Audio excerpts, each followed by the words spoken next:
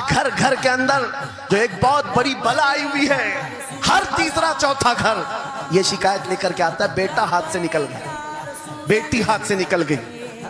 ماں باپ اس بات کے لیے روز پریشان ہیں، بیٹا ہاتھ میں نہیں آتا، بیٹی ہاتھ میں نہیں آتی۔ جہاں یہ جوان ہوئے 10ویں پاس کیا، یہ منہ دکھاتے ہیں ہم کو، آنکھ پھراتے ہیں ہم کو۔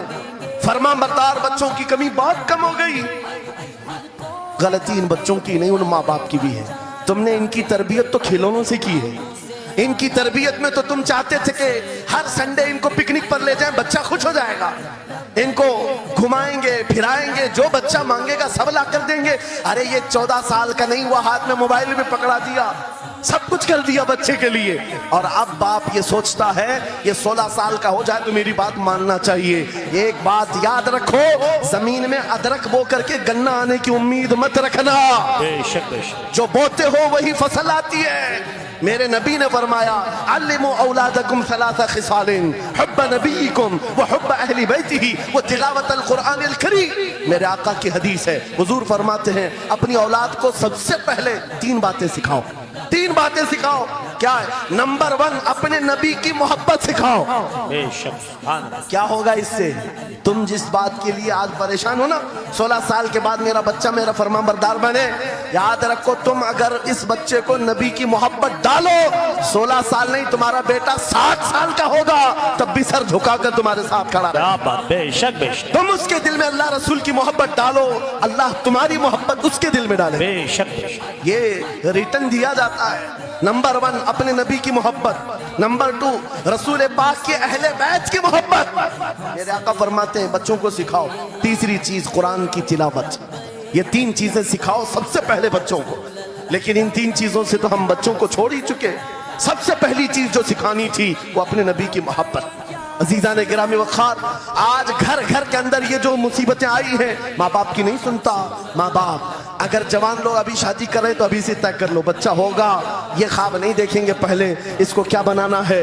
تم اگر اللہ اس کے رسول کی محبت ڈالنے کی خواب لے کر اس بچے کی تربیت کرو، انشاءاللہ وہ ڈاکٹر بھی بنے گا، انجینئر بھی بنے گا، پروفیسر بھی بنے گا، لیکن ساتھ میں عاشق رسول بھی بنے۔ سبحان اللہ، سبحان۔ اور جہاں یہ دولت لے کر کے کھڑا ہوگا، عشق رسول کی دولت لے کر کھڑا ہوگا، اور پروفیسر بھی ہو جائے، ڈاکٹر بھی ہو جائے، کچھ بھی ہو جائے۔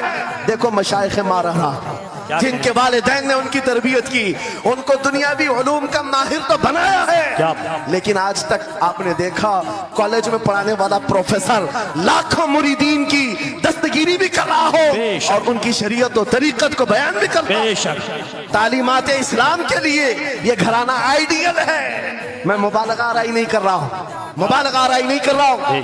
جہاں پر ایک بیٹے کو باپ نے وقت کا ایک بڑا پروفیسر بنایا تمہارے اسی شہر کا، دوسرا بیٹا اگر انکم ٹیکس کا چیف بن چکا ہے، تیسرا اگر پولیس کی ڈپارٹمنٹ میں ڈی آئی جی یا بڑے عہدے پر پہنچا ہو، لیکن ہم نے ہر ایک کو دیکھا، چاہے یہ دنیا کے کسی مقام پر جائیں، جب یہ اپنے اسلاف کی بارگاہ میں آتے ہیں تو سر جھکائے ہوئے شریعت کے طریقت کے سنگم نظر آتے ہیں۔ کیا بات، بے شک بے شک۔ اس لیے کہ ان کی تربیت صرف اور صرف ٹیوشن کے بہانے نہیں چھوڑ دی گئی تھی، لوگوں کی گود میں ڈال کر۔ جیسے آج لوگوں کو لگتا ہے بچے کو پڑھانے کے لیے مہنگی اسکول دے دو، اچھی سے اچھی اسکول، اور بچہ آئے تو شام میں ٹیوشن کے لیے کسی ٹیچر یا پروفیسر کو دے دو۔ بچہ تمہاری گود میں آیا ہی نہیں۔ سنڈے سنڈے تو باپ سے بچے کی ملاقات ہوتی ہے، اور وہ بھی پکنک کے نام پہ ہوتی ہے۔ یہ حالات جب بچوں کے ساتھ تربیت کے ہوں گے تو یہ بچے جن سے تربیت حاصل کی ہے ان کے نقش قدم پر چلیں گے۔ لیکن تم اگر شریعت کا ٹرانسفر چاہتے ہو، اسکول بھی پڑھاؤ، ٹیوشن بھی پڑھاؤ، لیکن عشق رسول کی دولت اپنے سینے سے ان کے سینے میں ڈالو۔ بالکل بے شک۔